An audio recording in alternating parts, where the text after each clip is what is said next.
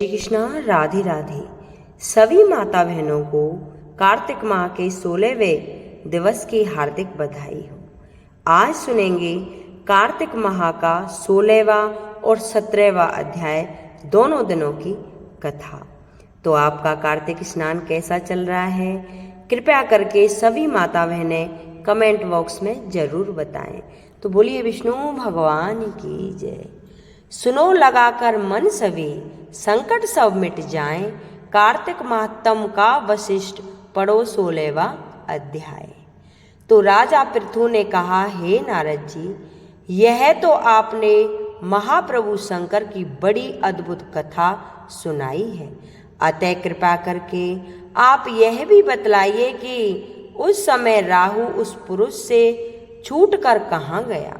तब नारद जी ने कहा, उससे छूटने पर वह बब्बर नाम से विख्यात हुआ और मानो नया जन्म पाकर उसने अपने आप को धन्य माना तथा वह धीरे धीरे जालंधर के पास गया।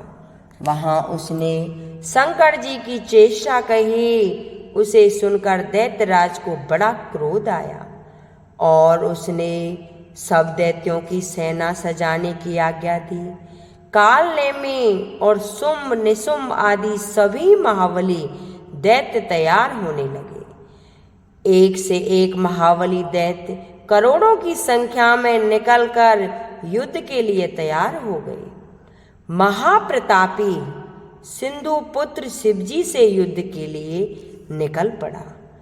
उसके आगे महर्षि शुक्राचार्य और छिन्नसार राहु हुआ। फिर तो उसी समय जालंधर का मुकुट खिसक कर धरती पर आ पड़ा। आकाश में मेघ सा छा गया और बड़े अपशगुन हुए।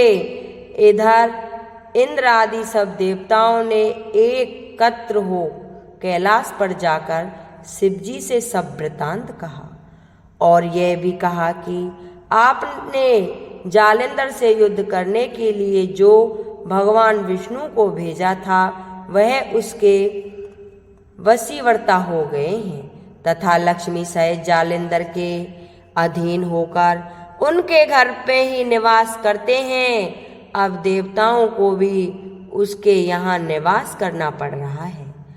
अब वह सागर पुत्र आपसे युद्ध करने को आ रहा है, अतः आप उसे मारकर हमारी रक्षा करें। देवताओं से यह सब कुछ सुनकर शंकर जी ने भगवान विष्णु से पूछा, हे ऋषिकेश, युद्ध में आपने जालंधर का संहार क्यों नहीं किया और बैकुंठ को छोड़कर आप उसके घर कैसे चले गए? तब भगवान विष्णु ने हाथ जोड़कर शिवजी से कहा, उसे आपका अंशी या लक्ष्मी जी का भाई होने के कारण नहीं मारा है। वह बड़ा ही वीर व देवताओं से अजय है। मैं सत्य कहता हूँ कि उसे कोई भी नहीं मार सकता। इस पर लक्ष्मी ने मुग्ध होकर और मैंने स्वयं उसके घर में रहने का वर दे दिया, इसीलिए मैं उसके घर में रहता हूँ। ये सूरवीर विष्णु, आप यह क्या कहते हैं? उस दैत्य जालंधर को मैं अवश्य मारूंगा, इसमें कुछ भी संदेह नहीं है। अब आप सब देवता जालंधर को मेरे द्वारा मारा गया जान आपने स्थान को जाइए। जब शंकर जी ने ऐसा कहा तो सब देवता संदेह रहित होकर अपने अपने स्थानों को चले गए। ठीक उसी समय पराक्रमी जालंधर अपनी विशाल सेना के साथ कैलाश पर्वत को घेर कर सिंहनाद करने लगा। दैत्यों के नाद और कोलाहल से शिवजी क्रोध हो गए। उन्होंने अपने नंदी आदि गणों को उसके साथ युद्ध करने की आज्ञा दी। कैलाश पर्वत के पास भीषण युद्ध होने लगा। दैत्यों ने अनेक प्रकार के अस्त्र शस्त्र बरसाने शुरू कर दिए। भेरी, मृदंग, शंख और तीरों द्वारा हाथी, घोड़ों व रथों के शब्द से धरती कांपने लगी।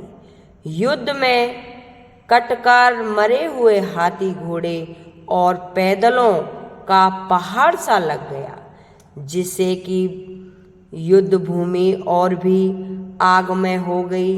दैत्यों के आश्चर्य से श्री शुक्राचार्य अपनी मृत संजीवनी विद्या से सब दैत्यों को जिलाने लगे। यह देखकर शिवजी के गण व्याकुल हो गए और उनके पास जाकर सारा वृत्तांत सुनाया। यह सुनकर भगवान रुद्र के क्रोध की सीमा न रही। वह अपने भयंकर रूप से दिशाओं को प्रज्वलित करने लगे। फिर तो उस समय उनके मुख से एक बड़ी भयंकर कन्या उत्पन्न हुई, जिसकी कि दोनों जंघाएं लाल वृक्ष के समान थीं। वह युद्ध भूमि में जाकर सब असुरों का चर्वण करने लगी। युद्ध भूमि में इस तरह विचरती हुई वह शुक्राचार्य जी के पास जा पहुंची और शीघ्र ही उन्हें अपने उदर में गुप्त कर लिया। फिर स्वयं भी अंतर्ध्यान हो गई। शुक्र के गुप्त हो जाने से दैत्यों का मुख मलिन सा पड़ गया और वह युद्ध छोड़कर भागने लगे। इस पर शुंभ, निशुंभ और कालनेमी आदि सेनापतियों ने अपने भागते हुए वीरों को रोककर शिवगणों पर बड़ा कठिन प्रहार किया। और ऐसा ही शिव जी के नंदी आदि वीरगणों ने, जिनमें गणेश और स्वामी कार्तिकेय भी थे, उन्होंने अपने गणों को रोककर दैत्यों से भीषण युद्ध किया। श्री विष्णु भगवान की जय। अब सुनेंगे 17वें अध्याय की कथा। भक्ति से भरे भाव हैं, हरि मेरे मन उपजाओ। 17वां अध्याय कार्तिक कृपा दृष्टि कर जाओ। उस समय शिवजी के गण प्रबल थे। उन्होंने जालिंधर, शुंभ, निशुंभ, महासुर, कालनेमी आदि को पराजित कर दिया। यह देखकर सागर पुत्र जालिंधर एक रथ पर, जिस पर लंबी पताका लगी हुई थी, उस पर चढ़कर युद्ध भूमि में संग्राम करने लगा। इधर जय और शील नामक शंकर के गण भी संग्राम में तत्पर होकर गर्जने लगे। इस प्रकार दोनों सेनाओं के हाथी, घोड़े, शंख, वैरी तथा दोनों ओर के सिंहनाद से धरती त्रस्त हो गई। तत्पश्चात जालिंधर ने कुहेरे के समान बाणों को चला धरती से लेकर आकाश तक व्याप्त कर दिया और नंदी को 5, गणेश को 5 तथा वीरभद्र को 1, साथ ही 20 बाण मारकर उनके शरीर को छेद दिया और मेष के समान गर्जना करने लगा। यह देखकर रुद्रपुत्र कार्तिकेय ने भी दैत्य जालिंधर को अपनी शक्ति उठाने के मारी और घोर गर्जना किया, जिसके आघात से वह धरती पर गिर पड़ा। परंतु वह इतना बली था कि जल्दी से उठकर खड़ा हो गया और क्रोधाविष्ट होकर कार्तिकेय जी पर अपनी गदा का प्रहार कर दिया। ब्रह्मा जी के वरदान की सफलता के लिए शंकर पुत्र कार्तिकेय पृथ्वी पर सो गए। गणेश जी और नंदी भी गदा प्रहार से व्याकुल होकर धरती पर गिर पड़े।